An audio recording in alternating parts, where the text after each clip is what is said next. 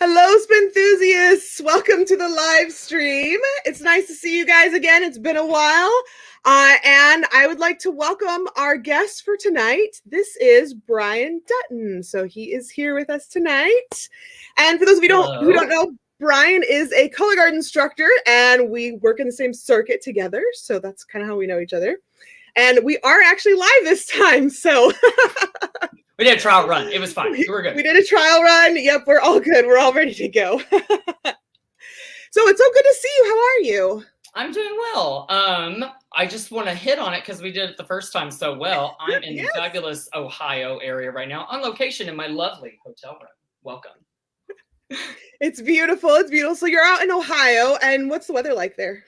A little bit of rain, and it finally started to sunshine today, and it will tomorrow for the last day that I'm here. And I kind of like the rain, so it's been fun to see. It's very pleasant, let's be honest. And so it's nice to be able to have that right outside the window when I'm here at the desk, just working my tail off all day long. Yeah, and so you're teaching at band camp this week too. I am. So what are you guys doing? Like when it's raining? Like, are you out there in the rain practicing? No, it was too harsh of a rainstorm, so we went inside. But the color guard, they get virtual videos from me early in the June, July area. So they've already had all their choreography. So now we're just refining all of the tidbits and making sure it all works, transitions and whatnot. So we're excited to get out to the field to finally make sure it's all the things that were in my head, because Lord knows there were 9 million. It finally comes to fruition. So we're excited for that. Getting to see that creative process like all come together is amazing. Mm-hmm. That's awesome. So you're a color guard instructor, of course. Like I said, how long have you been doing color guard? When did you start? I started color guard through band, because that's what I did when I was a 7th grader, high school, moving up and whatnot. But I really didn't touch my first flag until 2004 or 5, give or take. I don't really remember. So I'd say about 17 years it's been a while. Been a blast the whole time. Yes. You always have fun with it. And so how did you get involved with color guard? Like, what did you do like that led you into that path, basically? So like I said, I was initially wanting to be a musician. I actually grew up as a trumpet player. I did 3 years in junior high, 7, 8, 9. And our high school, I went to LD Bell High School in the Dallas-Fort Worth area. So the high school was only 10, 11, 12. I was a trumpet player those 6 entire years, went off, finally graduated, and found my way to Blue Coats, which is the drum corps many people are aware of now. And I got to be with them in 04, 5, 6, and 7. They saw me transition from trumpet player to guard player. I did 2 years as a trumpet player and 2 years as a guard person. So we actually marched at the same time. I didn't realize we did. Yes, I didn't realize it till my gosh. You mentioned something very recently. I was like, oh yeah, we're from the same time there. So, yeah, that's crazy. Yeah, I had an instructor that was teaching me our first and second year out while I was still a trumpet player. He was a visual tech, but he knew color guard. He had a winter guard in the Dallas-Fort Worth area, and he said, come audition. I didn't know anything. I didn't know how to point my foot. Thankfully, I think that in the grand scheme of things, I'm very visually aware.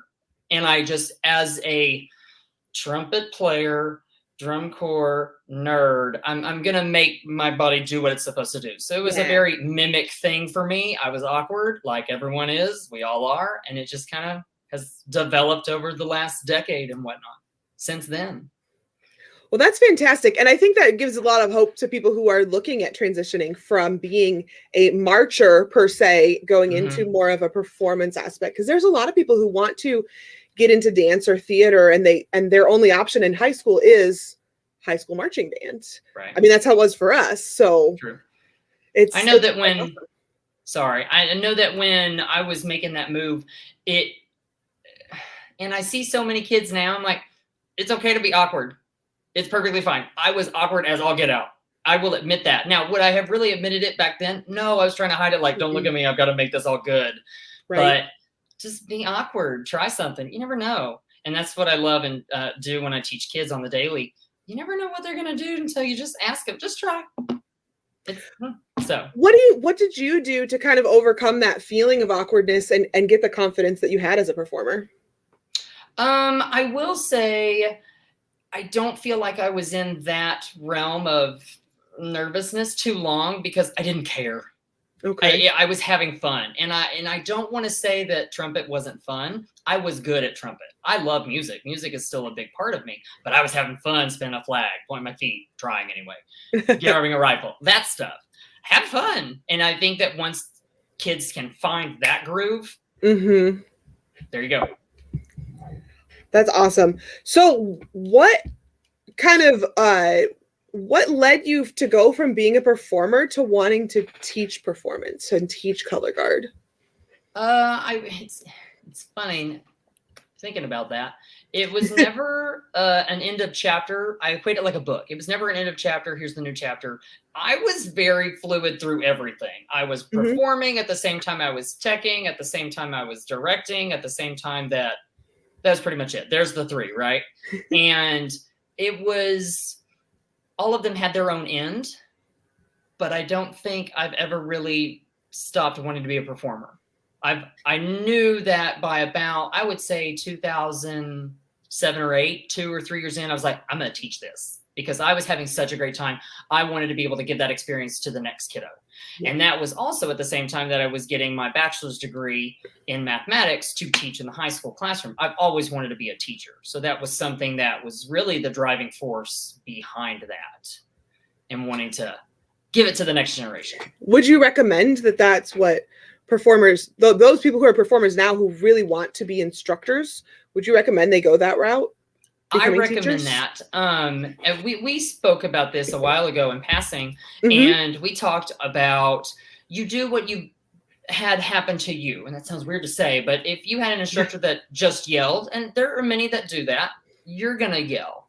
But if you've had an instructor that went through the rigmarole of actually being a teacher, classroom, whatever that might be, they're going to instruct you in a different manner that you're going to pick up on. Yes, let's take it. But I think everyone needs to develop their own craft, and going into an education route, I think can really harness that for that person. Of course, using what they pulled from other individuals, pick the good parts, and then make it your own. So yes, big recommendation on my part. Definitely. I've always said the same thing too. As a biology teacher, I'm like, I learned so much more about teaching color guard, learning how to teach biology than I did from being a performer per se. Because it's never about the content for us. We know our content area very well. If you want to talk about the mitochondria, you could talk for 3 hours. If you want to ask me about the Pythagorean theorem, I'm going to give you a dissertation. There you go.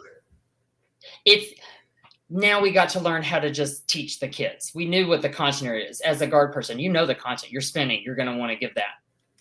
Okay, what's the next step? I think that's the next step that makes it that much more impactful for everybody. Absolutely. Absolutely. So, okay. So you said you spun in high school, and you said you spun at Blue Coats. I didn't spin in high school. I was only You're fine. Sorry, you were in college. Yeah, you were in band in high school, and then you spun in college. Yep. Where did you go to college at? I went to Sam Houston State University. It is about an hour north of Houston. It's in Huntsville, Texas, where the big prison is. I say that because I don't think it's the biggest one, but there is a big one. It's next door in the pasture, so there it is. But yeah, I was in the Bearcat marching band. Same thing happened there. I started in trumpet, and then by year 3, because you get a stipend if you do the band, it's always a good thing to do. Right. By year 3, I was doing the color guard side of things, and it was really fun. I mean, cone, up and down, color guard. College color guard, yep. But it was fun, and I think that's going to be a running theme for the night. You gotta have fun. So you do. If you're not enjoying it, why are you doing it? Bingo. That's true. And then, of course, Blue Coats. And did you perform anywhere else? And then it really is just a good string of winter guards that I was with, because I stopped doing anything. I've never actually spun in a marching band show. Oh. Well, because college, I don't think that really counts, honestly. Okay. Right. So I did the drum corps thing, and I think drum corps is its own entity outside of marching band. But my bread and butter is winter guard. That's where I really got my first start. Like I said, with that director from his name is Matt Garrett. He ran Ars Nova from Dallas Fort Worth. Really great guy. And so I talked about taking the good things from people. He's got a lot of good qualities that I have my philosophy built because of what he gave to me. So kudos to him. And then just a bunch of winter guards from 2006 till about 2015, and including the one that I've run recently, and that was 2020, Lord. So like I said, I think I'll be a performer for the rest of my life, at least until my body says, no, you can't do this anymore. Your body's not close to giving up, is it? Not yet. Okay, because we need some more of that Brian because Dutton earlier magic. today, I think I went down because my knee said, mm-mm. Oh no! Oh no! Let me give you my physical therapist number and my Eastern medicine doctor. Let's get in on that. Totally. Make sure to hold you together there. Have a monthly appointment at Massage Envy just because. Yes, there you go. There you go. So yeah, you mentioned your guard that, oh my gosh, in 2020. So you are the director of Northwest Independent. I am. Which was formerly, that sounded very deep. I am. It's a very prestigious role. So it was previously out of Arkansas, Northwest Arkansas, and now you're in Northwest Missouri. Which I'm very excited you're in my state. I'm just so you know. I know we're closer right now. Yes. So you guys are a world-class guard, and tell us more about this. Like why did you decide to go for building this program up? So there's a reason to this. Join me on this journey. Gotcha. Post drum corps in college, I had a couple teaching jobs in Texas for 3 years at 2 good schools down there, and I had some color guards at the same time. But then in 2014, was headhunted for a job in Arkansas, and that was in Bentonville. That was in the Northwest corner, and I spent 5 years there as their guard director, and I was also teaching math in the classroom. And that cultivated over 5 years a good wealth of guard, because we would have anywhere from 50 to 60 kids. There was a lot of kids, and the cheer team was full, the dance team was full, so they wanted to perform and they could dance. So I was like, come on, come little children. I was singing Sarah Jessica Parker's part in Hocus Pocus. So by the end of year 4, year 5, there was a good collection of kids that were going to the local college down the block, and they wanted to spin, and there's nothing really around that kind of interested them. And Northwest was born. It was an opportunity to be able to take the next level. Those kids, they were ready for it. And there was a lot of peeps from the surrounding states, Kansas, Oklahoma, Nebraska, Missouri at the time, because we were in Arkansas. And people just kind of flooded in, and it became a thing. And we were having a great time. So 19 was a great season. 20 was a great season until about March 7th. And then amidst COVID, moved up to Kansas City with my partner. We got a new job, and Northwest moved with us, and we had full intentions of coming back out for this winter. Yeah, I remember we had talked about it. We did. Before. And we made a good announcement, I would say around this time last year, because people were coming up with audition information and stuff like that. Right. And I just laid it out there. We just weren't in a position to get things ready to go to make it correct. And unfortunately, I hate to say, 365 days later, kind of in the same boat. Didn't really diminish, but we didn't make any headway. And so just trying to get personal priorities in line, And I think a 1-year hiatus addition is the best step for Northwest, but I know in my heart, Northwest will see the competition floor very soon. So that's kind of where we are now. Good. I will say, having actually toughed it out and done a season through the pandemic, I almost wonder if we wouldn't have had a better time of just taking a step back like you guys did for a season and reassessing some things, because we, just trying to push through everything and trying to meet all the health requirements and hype the kids up every weekend, and only having virtual shows, nothing in person. And it was very much challenging. And then being pregnant on top of that was not helpful. Right. Well, and to that, there were many groups that I was working with remotely as well that were doing and pushing the thing. And so do I think that the decision to not do anything is better? No, I think everyone made their own decision and you made it what it is. But I will say I'm glad that would be a lot for people to be coming to a new area that we're not familiar with. We're not able to get into a rehearsal facility because they don't know us, COVID, cover your mouth, all that stuff. Right. It's just kind of happy we didn't bear that burden, but I know that a lot of people did, and they pushed through, and kudos to them because they got to, at the end of the day, perform. And that's what we want to do. So I'm excited to be able to do that with Northwest again here in the near future. Well, good. I'm excited to see you guys come back out again because I know, like, just watching some of your shows. I think the pictures that I found were from the 2020 season, right? They were from on the little banner of me you made. Yeah. Yes, that's 2020. Yep. Okay, and so then it was about Pandora's box. Forgive us. I think we opened it, and that's why COVID came out. So my apologies. You can blame me. Shame. And I know that the first year you guys came out, I just remember the show. It was so eclectic, and that's a great absolutely word. Just everybody just loved it. Like, I know my students were just going crazy over it. They were just like, there's so much going on, and it's so crazy, and there's so much color, and everything's just popping, and they just had such a fun time with it. And I think absolutely color guard, like, for a long time was missing that like fun factor, and you guys really brought it back, and you just kind of hit the audience with it, and it was really awesome. So I'm excited to see you guys come back out. Well, thank you. I really love those words that you just gave to me, because I've always approached the shows that I create with that fun. When I design something like that, I want to make sure, okay, if I was a performer, would I have fun with this? Yes. Even if it's a somber or something delicate or whatever, am I going to have fun? Yeah, I am. And then I hop into not only the adjudicator, but I also hop into the spectator. You pay $10 to come watch your kid, but you're going to watch everyone else's. I want you to watch somebody like, I enjoyed watching that. I didn't understand a word of it, but I enjoyed that. And bam. So that was what the first Northwest thing was. I just want you to be like, what am I watching? I don't get it. It's really fun though. And so all of these quotes, this show was built around a pasta dinner with myself and Wes Pendergrass and my husband, Austin Nelson. And we were like, let's do this. And there it happened. It was great. Well, I love it. It came out great. And Pandora's Box came out awesome, aside from the fact that you let COVID loose.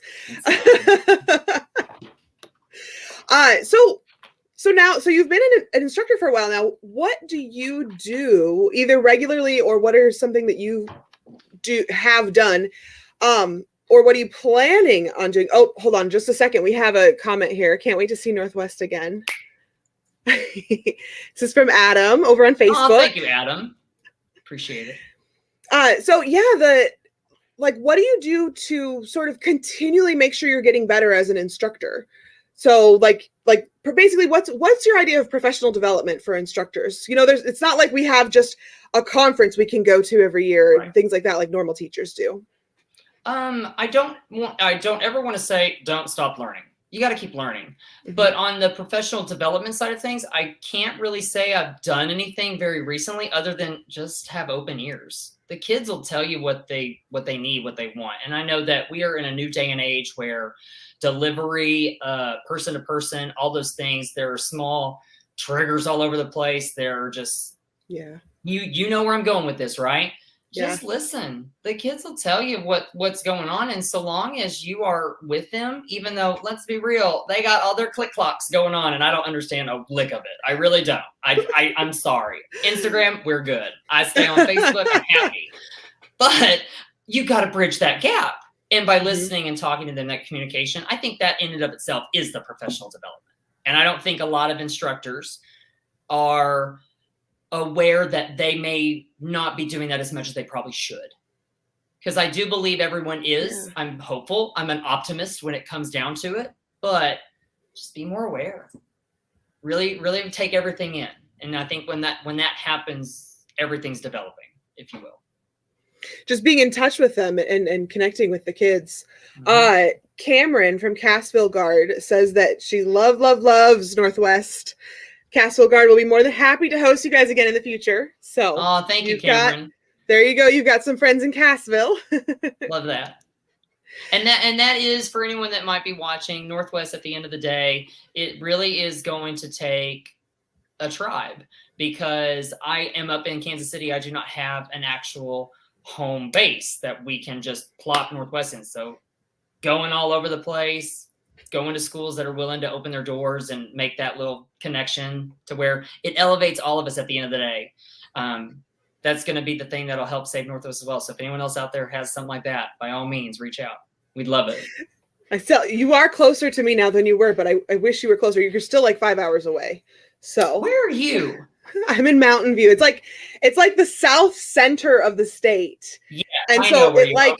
it like Gotcha. makes a triangle with like Bentonville. It's basically I know where you are. Yeah, out in the middle of nowhere. Kind of where I am too. Where you are currently, out in the mountains, enjoying all the fresh mountain air. You know it. So okay, now so I'm gonna pop over to Instagram now, because we had several questions come in on Instagram about your judging career. Mm-hmm. So when did you start judging? I believe my first judging show was, it was at Blue Springs South High School, which is in Kansas City. We're in Blue Springs. And that was the year before COVID. So that would have been fall of 19. Okay. Yeah, fall of 19. So it hasn't been very long. And I know it hasn't been very long, but I've done a few fall marching band contests, and I've just recently was at, I believe, 3 winter contests with AMAA. That's the new Arkansas color guard circuit that they created. Had a really good time doing that. So I really like the adjudication side of things, and I never thought that I would really get there and want to be there, but I'm glad I'm there now. What is it about it that you like so much that you're just enjoying? At the end of the day, I say everything has to be fun, right? The fun of adjudicating is being able to tell a kid when they did something great. Because you love to hate the system, but the system is not meant to be tick, tick, tick, tick, tick. We're going to let you know things to work on. There's opportunities. Work on this. Obviously, we internalize that. Oh, it was awful. No, it wasn't. Work on it. But when that moment transpires to where everyone does a nice little batma, and we only went to low 45 because that's what we handle when we're good. But we do it in such a way that I go, and it takes my breath away, as simple as that might sound. That's the fun. And I go, great job. And I want to give those kudos left and right. And that's something that I really I have found from adjudicating not only just fall, but into the winter season over this past year as well. So how did you get sort of hooked up with these judging positions? Because there's not really a super good defined way. Like, I know the way I got into judging was crazy and like all about connections. So how did you get into like this AMAA? You know, how if someone is in school now, let's say they're a college student now, and they want to work their way into being a judge, how would they go about doing that?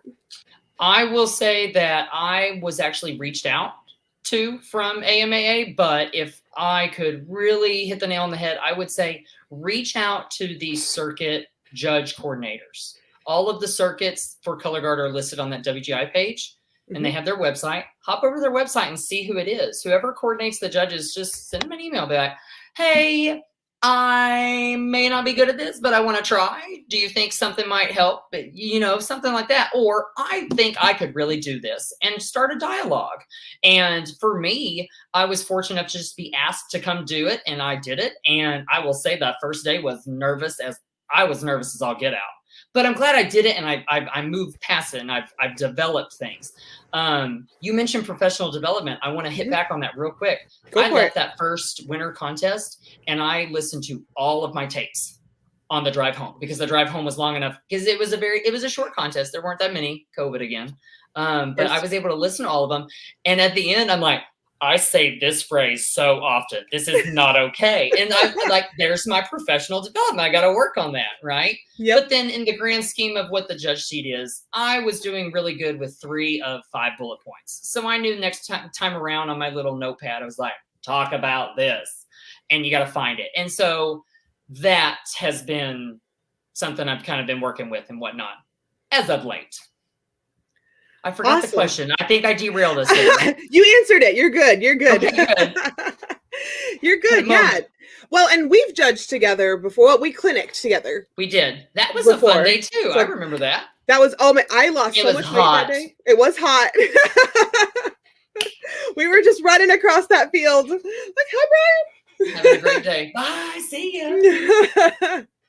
ya. So as a judge, thinking through like, so you're talking about making those tapes, and you've done several of these now. How do you like, what's your process of like seeing the performance going on and then like processing it to get it back out to like say what you need to say, how do you kind of go through that? What's going through your head as you're like making your tapes and watching your shows? Nothing. The only thing going through my head is live in the moment. Okay. You could go in with note cards like there's no tomorrow, but you really just kind of have to watch what you're saying. And that sounds so cliche to say, but you just have to watch what you're saying and then respond.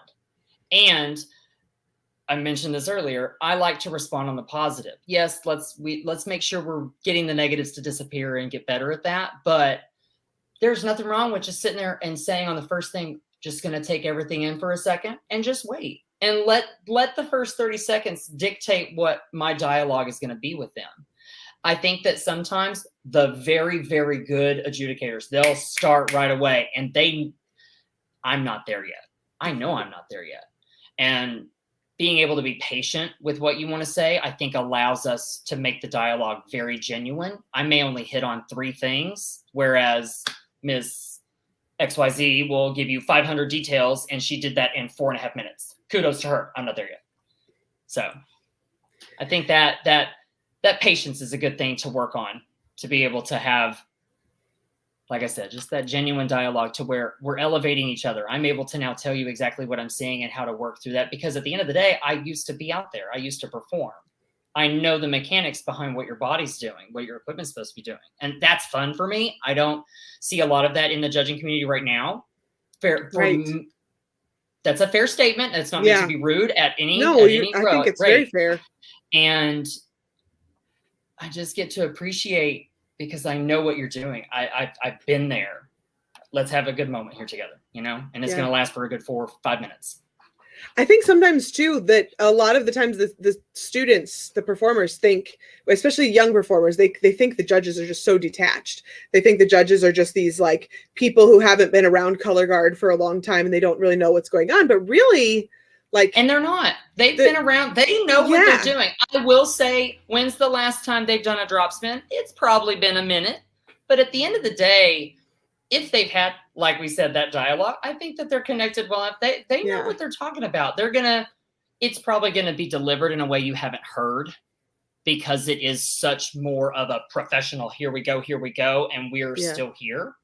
But and you have to use very specific type of language sometimes too, just because of like, you have to get out the exact thing that you want to say. You have to be clear with what you're saying, and you have to make sure they're going to understand you. It's hard to do that in such a short amount of time. It is too many tongue twisters, to be completely honest. But I think the saving grace is just apologize in the moment for anyone that wants to investigate that. If you're like, I'm not okay, sorry, don't know what happened there, but ladies, that was a lovely arabesque. I mean, you'll bring it back in, because sometimes, and I know this for me, just based on my workflow, my brain will overprocess things. It happens. It's fine. But when I get into a dialogue moment, my brain is I'm seeing everything. I feel very blessed in that aspect. I can see the floor, but my mouth will only give you 1 sentence at a time, even though I've got 9 sentences ready to go. And so, my bad, moving on, hit the next thing, So what's your favorite caption to judge? Take a guess. Try me. I want to say GE. And that's, a lot of people say that I should be a GE person. I'm too emotional, if you will. Good color guard is good color guard. Let's call a spade a spade. But at the end of the day, I do have some of my favorite kind of show-esques that I would gravitate toward. And I feel I would do a disservice to those shows that I wouldn't gravitate toward. So I like being on the micro level downstairs. I really have enjoyed the movement caption as of late. And at the end of the day, I love spinning equipment. I can spin a flag, rifle, saber till the end of time. But being able to just watch the body do what it can do, because that's what your instructor asked you to do. Right. It's really fun for me. I really like being down there. So now if I really want to get over analytical, I'll hop upstairs and I'll do DA, because then I just look at the micro of everything going on. And that's really, I can dissect that. But your GE comment, I hear it all the time. Not me. I feel like you, and maybe this is something that you'll feel more comfortable with as you get are judging for longer, because I feel like the way that you see things and the creativity that you see them, I feel like you would be someone who would be like, oh, I see what you're going for there, versus just I see what's on the floor. And I think that sometimes is underappreciated in the lower classes, especially because you get these performers who are like middle schoolers maybe, and they're trying so hard to throw something out there, and it's not coming across, and you could probably give a lot of help and assistance with that sort of feedback that a GE judge would too. Right. Stephanie on YouTube says, I'm a former spinner. I just love watching you and all the new tricks. Keep it up. Oh, so thank you, Stephanie. Fans. I try and figure out something new, even though I know there's tricks galore that people are coming up with. I can't do all the fancy like under the tosses stuff. I know I'm old enough. Now I can ask you to try it. Watch this video, do it. But I try and figure out a new trick that I'm like, I haven't done this before. This was kind of cute, and see if I can throw it in somewhere. Have a little bag of tricks that are brand new that I'm like, well, I like this one. Let's use this one. If you guys haven't seen Brian's tricks, he is on Instagram at @designs. And you just posted something. You just posted a really super cute improv, like, I don't know, within the last 48 hours or something, that I just was like, I think it was yesterday. Yeah. Oh, was it? Was it yesterday? I was like, this is so cute. We shared it on the story and everything too. So. Oh, thank you. Yeah, no, we were taking a break, and the director put some music on and said, I'm just gonna go spin. And so I was like, here we go. Now, was all that brand new? No, I've done some of that somewhere, but new ways to investigate. Let's go to this pathway now. It was fun. I really enjoyed it. So that wasn't all of it. I'm going to keep the rest of it secret because there's some tricks in there that are mine, but a little tidbit. So when you're writing choreography, going back to some of our other questions from our Instagram channel here, when you're writing choreography, how do you go about doing this? Like, what's your process of, are you somebody who likes to take phrases and string them together? Do you like to just come up with something totally new? How do you like to go about writing your choreography? Oh, this is the best question ever, because I feel like if anyone follows Marvel, which I'm a big fan of Marvel, Loki and all the variants, like literally there's a multiverse of answers here. And so I can either be really over analytical, and I will take, especially with marching band, drill it out 8 counts, 9 counts, 8 counts, 4 counts, 5 counts, whatever, drill to drill. And then next to it, I'll write left, side to side, forwards, whatever. Okay. And then I'll be like, then I get crazy. Music 3, next 4 and 7, 12, whatever. And so those are my highlight notes. I've got to do something very fun there. And so that I'll piece together. It's a lot of people would judge me for that, and that's fine. That's my process. But then there's other times I will literally get out there and grab a flag, play. What happens? And I let the music just kind of tell me what's going on. And that, I feel like in both aspects, I've created for me some awesome phrases that I'm like, that was really fun. The over analytical phrase and the just feel it phrase.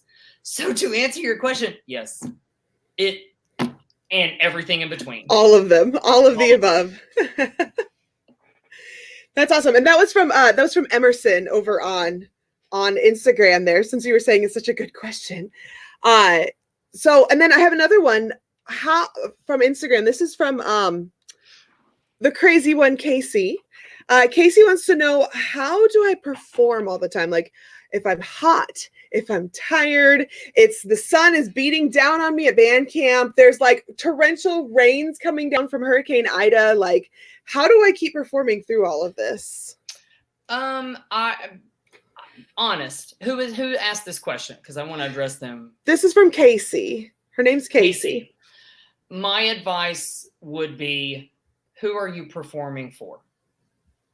And if the answer is anyone other than yourself, you're not really performing, because I think it's something that you just feel. And there is a degree of, you have to look at the ground for a hot minute. Then you have to be watching your equipment just because. And then there's a moment with enough practice. None of that matters, because your muscles say, this is what I'm going to have to do. And you get to lift. And a lot of people will say, performing is show your teeth. That's just not performing. I say performing is literally open your chest. And that right there is a presence that once you feel comfortable with all your skills and you don't have to watch it anymore, you get to be in the moment and see who's seeing you. yes, they're a blur. We all know that. But knowing that they're up there watching you, I think that in turn elevates that performance. And once you get there, again, with practice, can't go wrong. I like that question. It was a good question. Casey, I will say Casey is one of our regulars who has some pretty good ones in there. And Nice. she hasn't been performing for very long. So I expect good things out of this girl as she moves up in her career.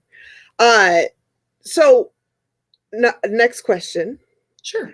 This is from me. I want to know okay. what are some of your favorite accomplishments that you have made throughout your time as a color guard person? That's a good question. I think in our pageantry idiom, you know, we've talked about being a performer, technician, director, now designer and whatnot. I think one of the ones that pops the most in my brain was actually winter of 2014. It's when I was at Bentonville with my husband, Austin. We had a team there, Wes Pendergrass, Dwayne, Williams, Hunter McDaniel. I want to give credit where credit's due. Absolutely. Caleb Birmingham. You're saying all these names, and in my mind, I'm all going these names. Ooh, I know. I love him. I love this one. I love Jared Carey, Casey. Oh, I'm gonna be so mad if I can't remember her last name. Casey. But there was just a plethora of staff there. That the culmination. That was our 4th year at Bentonville. All of the kids were of our teaching. Yes. And so we went to winter in 2018 with all of that in our backpack. And we had a varsity in open class. We had an A garden A class, and then we had a cadets. That was our 3rd group, and they were usually in a regional A or a double A type placement.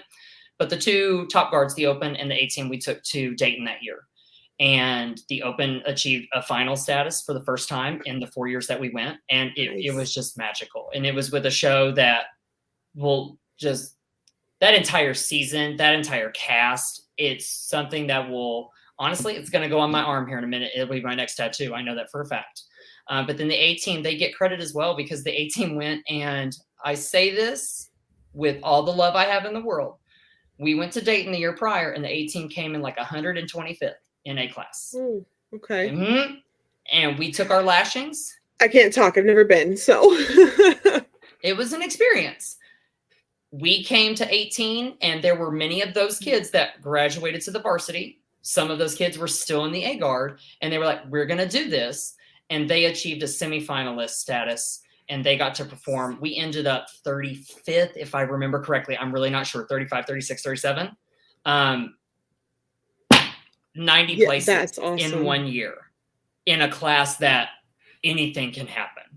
And it was 18 is the end all be all in my director repertoire, if you will. And I'm glad that it was me along with a good collection of people that we designed some really fun shows that I could talk about 18 for the rest of the night. Oh my gosh. There you go. That's probably the answer. That's incredible though. That feeling has just got to be like so much, like you moving up like that on the floor and just taking those kids to a whole other level. I'm sure they were just like blown away by what they were able to accomplish too. I always hit the idea that at the end of the day, whatever show a kid was in, they're going to have fun, because as I design it, I want to be in the show as well. I want to have fun with it. But when I finish the season, I want to be able to look back on and be like, that was so cool. Even if the show was maybe not cool, there's plenty of those, right? And yeah, period. But being able to put it together, yeah, that's fantastic. Yeah. That's fantastic. Oh man. Casey McDaniel. No. Hold up. I really need to give this person credit because they were there, and I'm so ashamed that I cannot remember this last name. It's all good. We are all about using our resources here and giving credit where credit is due, because, oh man, it's not just one person. Well, I think that something too that a lot of young performers don't realize as they're getting into instructing, they like to get in because of their ego. They like to get into the instructing or the designing world because of an ego thing. And they're like, oh, I'm going to get in and this is how I'm going to write my shows. And this is how I'm going to run my team. And this is how I'm going to do this. They don't realize like it takes a whole team of people to create a good program like that. And you really should give credit where credit is due. And you really should, like, it's very, very important that you make sure your whole team is taken care of.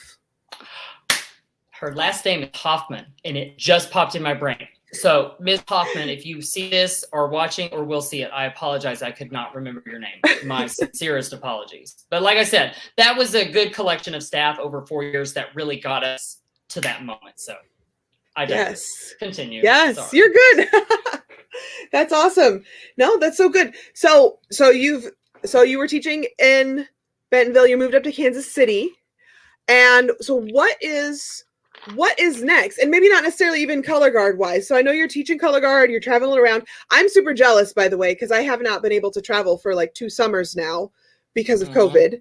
Well, and I mean, I got pregnant, so I like trade off. Thing.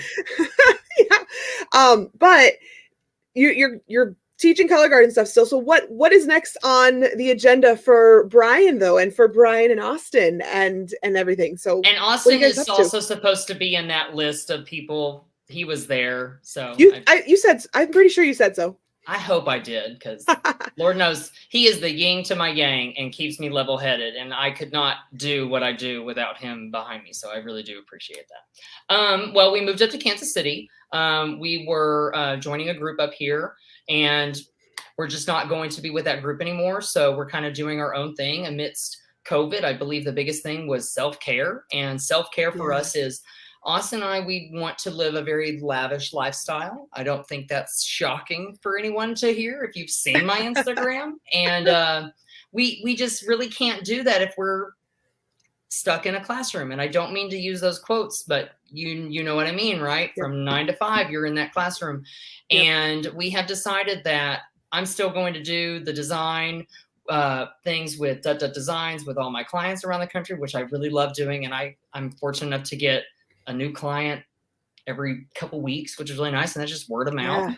Yeah. But we have actually decided to hop into the realm of flipping houses. And we are really excited. We have a 1, 3, 5, and 10-year plan. And so we'll be in Kansas City, hopefully Northwest.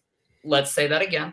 We'll be in Kansas City by year 1, 3, 5, and Northwest will make an appearance. And then I would say by year 10, we might not be in the state anymore. I'm not going to really divulge where we're going. But hopefully we're in the Northwest corner of whatever state we go in, because Northwest will go with us. And it is my baby when it's all said and done. And it's in the future, but it's in a future where interior flipping houses is now on the horizon. It's fun. Have you done a lot of like remodeling and stuff? Is this something you're learning as you go? A bit of both. Austin really loves designing and whatnot. And I like to design color guards, so I pretend I design interior. I don't. So he'll come up with an idea and we'll do it. And I like to be the muscle. At the end of the day, give me a power tool. Where's the drill? Let's, And so we've done some accent walls in our house that we put on our Instagram, and people just loved it. We didn't really, we weren't looking for it, but we got a lot of praise. So we have a new company called Dutton Dwellings, which is what in every house we've lived in since we moved to Arkansas and now Missouri, we've always labeled it on Facebook as the Dutton Dwelling. And so it is now our hope that we not only will flip houses with projects that we have always wanted to do. We watch HGTV all the time, but we want people that like those little accent walls and they're like, I don't want to do this, but I really like it. Hire us out and we'll come and do it, because there you go. This is what we like to do. So it's a bit of both. Stuff we know, stuff we're learning. So we'll see what happens. And it's important to you too, because like you were talking about like self-care being such an important part of this. Like I just remember looking at your Instagram, like especially during when we were in lockdown and everything, and you would like post these videos or pictures or whatever of your house and like, oh, well, we updated this room today. And here's our cat on this giant beanbag chair. Best beanbag ever. We'll come back to that in a minute. But Austin and I would go to Lowe's and we would. Yeah. Go ahead. Sorry. Go ahead. I was just saying having something else besides color guard, as much as you love it, And I do. it's so important to have another escape from that being your job. Absolutely. And as much as I love color guard and as much as I can make it profitable for us, my family, it got to be able to compartmentalize it, because at the end of the day, flags on a field is not going to cure cancer. Right. I know flipping houses is not going to cure cancer, but you got to be able to take a break. And I feel like sometimes people don't take enough breaks every now and then. You got to give yourself a little bit of a breathe and then come back to it. And I think that's what's kept my relationship with it so healthy. And I still want to be doing this as long as my body will let me. Fingers crossed. And honestly, after having talked to as many people as we have, I think I want to say this is like our 40-something episode, and but having talked to as many color guard people that we have, I think you do have a really healthy relationship with it. I have to say, because you're not going through that same burnout where you're like just in front of everybody and having that burnout, like, oh, I just can't do this anymore. I feel like you always have this idea of like, okay, now I'm going to step back. Now I'm going to go do this other thing, and then I'm going to get back into it. And I think that's so healthy. I think that's a really good example for our followers and our performers too, because a lot of times they don't realize that. All they see is the color guard stuff, right. And they're just like, and I would love to say, I love that statement. I would love to say that those were all conscious decisions. Sometimes it was a decision made for me, and that's fair. But I'm also a big believer in everything happens for a reason. So although grief is involved with things that don't exist anymore for a lot of people, take that as you want to take it. At the end of the day, move on, have fun, smile. If it's not meant to be, it's not meant to be. Something else is around the corner. It's not the end of the world. Oh, it might be. People can't wear a mask, but whatever. I digress. that's a whole different like conversation. A whole other episode over there. Awesome. Well, is there any other advice that you have for our performers out there and for performers looking to further their careers? Yes. And I love that. So let's call a spade a spade. You gave me some notes, so I knew kind of some questions. This one you didn't tell me about, so I love this though. Okay, let me collect my thoughts because I know what I want to say. Ask the question one more time. So, advice for our performers out there, especially those who are wanting to further their careers in color guard, like instructing, judging, whatever. Just try. You never know what you can do until you try. And I say I believe in this, I believe in that, and everyone has their own set of like bullet points that you're going to follow. Mine is, you don't know what you can't do until you don't do it. So just try it. You may suck at it, and that's fine. I'm sure everyone sucked at the first pop toss you threw. Don't lie. But you eventually practice and get over it. And if you just approach it with this optimistic, I know the end of the road is there. I can't see it, but I know it's there. That mentality, everything is figure-outable. There's my advice. It's so broad, but apply it everywhere. Everything is figure-outable.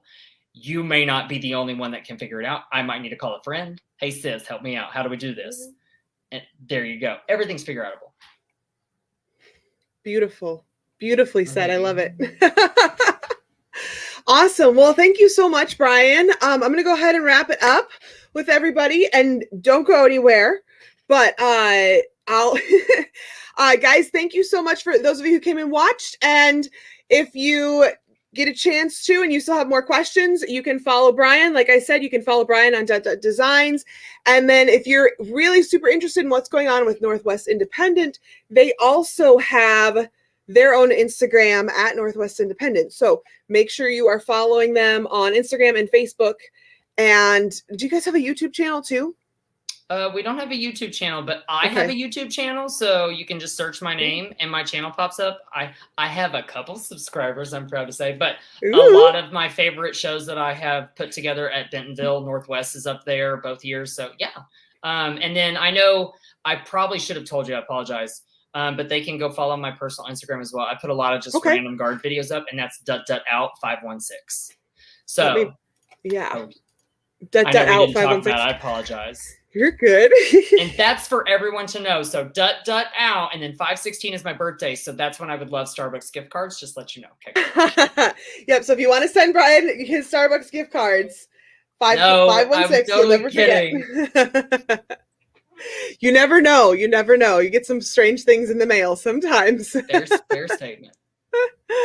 Well, thank you so much. Thank you, Jackie. I appreciate it. Absolutely. I love having you on here, and this is great. Adam says thank you. He says he's learned so much from this discussion. So it's been great. All right. Well, I thanks again, and I'm going to be on here next week, hopefully, unless the baby comes. I'll be on here live. You got another month, though, right? No, this is the month. Okay, my bad. Yeah. Good luck. Yeah. Nope. It is like now. My doctor told me Tuesday. She was like, he could be here any day, so just be ready to go. Like, all right. So, baby pending. I'll be on here next week, and I'll get to talk to you guys then. All right. We'll see you. And again, thank you so much, Brian. I'll talk to you guys later. Have a good night, everyone.